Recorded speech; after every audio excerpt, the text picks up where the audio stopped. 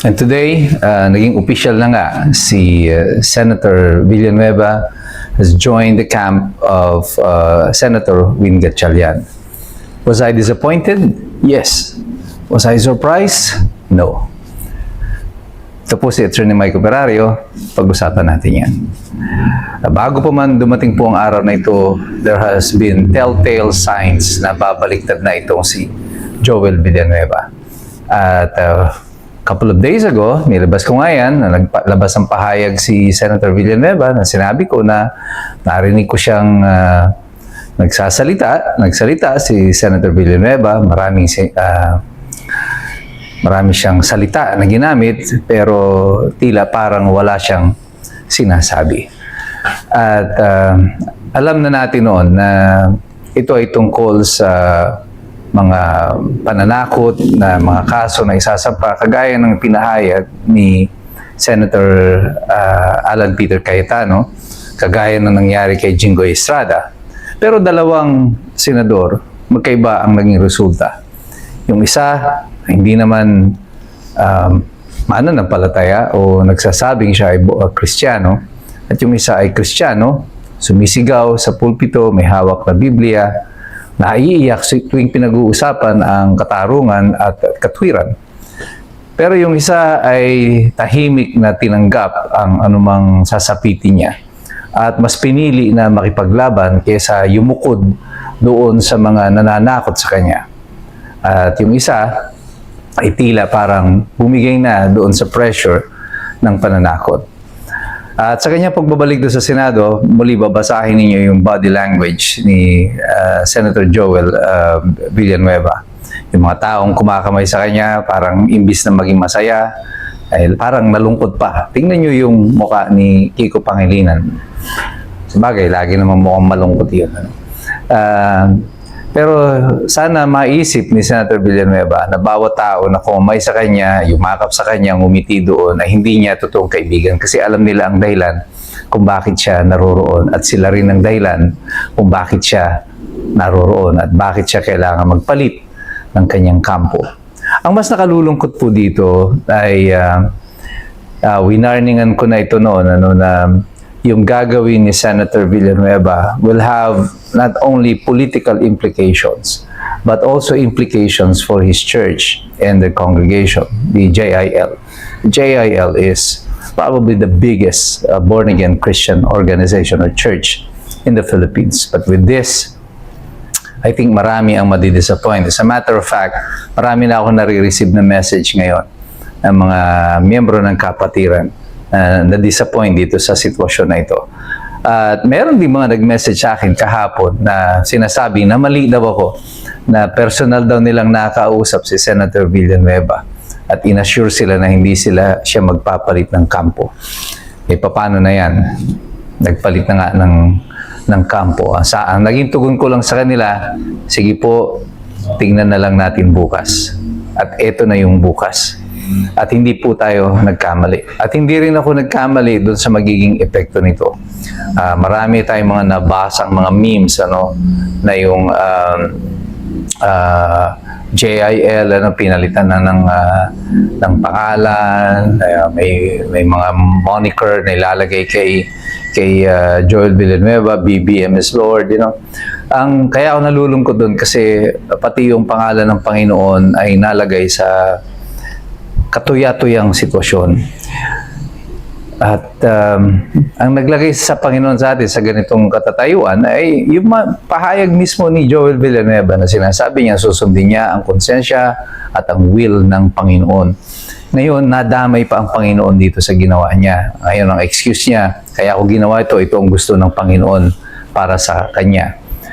Well, kung eventually ay mapapatunayan na kung magkaroon man ito ng kaso, paano kung mapatunayan na mayroon kang totoong partisipasyon doon sa katiwalian? Kasi may mga testigo na nagsasabi na ikaw ay may partisipasyon doon sa katiwalian. At sila sabi ng ombudsman na ikaw ay kakasuhan ng plunder. Halimbawa na lang, naganap yung pagkakaso sa iyo ng plunder at napatunayan na may kasalanan ka. Will pa ba ng Panginoon yon? Ikalawa, Kung hindi naman ikaw masampahan ng kaso dahil sa paglipat mo ng kampo, will pa rin ba ng Panginoon yan na matabunan yung mga testigo laban sa iyo at yung kaso ng plunder ay mawala na dahil sa iyong paglipat ng kampo? Will pa ba yan ng Panginoon? And that is the bad thing about, using the name of the Lord in your political decisions. Sana kung gagawa kayo ng desisyon na ganyan, tindigan nyo na lang yan base sa mga legal ninyong basehan. Okay lang yan kung ikaw ay nagkakalat ng salita ng Panginoon o ikaw ay gumaganap na yung misyon bilang isang pastor. You invoke the name of the Lord any time of the day. But every time that you make a political decision such as this, sa paglipat ng kampo at gagamitin yung pangalan ng Panginoon, gagawing excuse yan kasi itong will ng Panginoon, that is nothing short of blasphemy. At gagawa ka ng isang kasinungalingan, gagamitin mo pa yung pangalan ng ating Panginoon. That's why I've been asking for prayers since several days ago. Prayers for Senator Villanueva and prayers for the Villanueva family and also for the JIL. Marami po tayong mga kaibigan, mga kapatid na naglilingkod sa JIL, and I know many of them are disappointed. They are disappointed because alam naman ng lahat that if you take this arrangement with this administration, ang malinaw dyan ay tila meron kang pinagtatakpan na katiwalian. At sinasabi nila, mabuti pa si Jinggoy.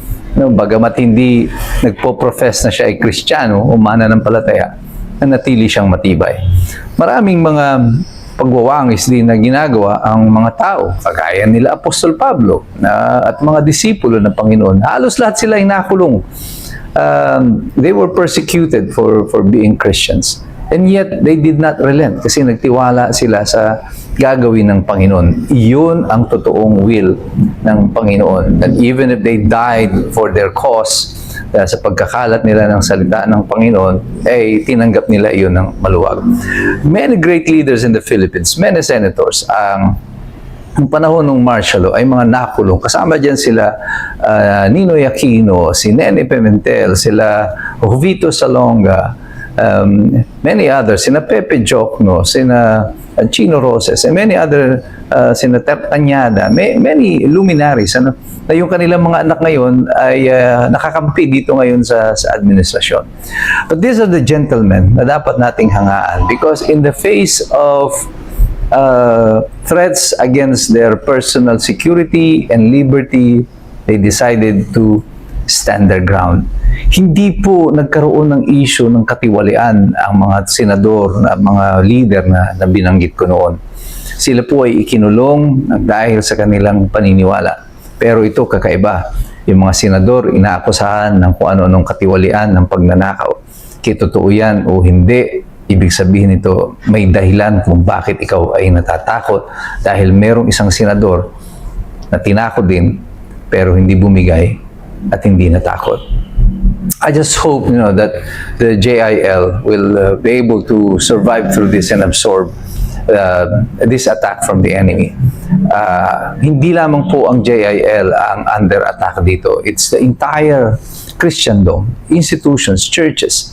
Nakikita ninyo yung paghahati-hati at kung paano nawawalan ng moral ascendancy and authority ang mga simbahan sa panahon na ito sapagkat na-involve ang mga leader nito sa mga katiwalian.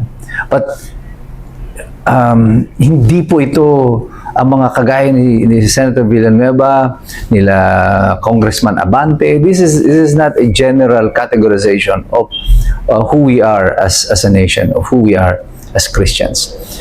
Maraming nagsasabi wala na pag-asa ang Pilipinas. Sabi ko, huwag kayong susuko, meron pa. Hanggat meron tayong tunay na Panginoon, meron pang pag-asa para sa Pilipinas. Kailangan lang patuloy tayong manalangin, patuloy tayong magmasid, patuloy tayong makialam, patuloy tayong mag-aral sapagkat mahirap makialam ang taong walang alam. God bless you.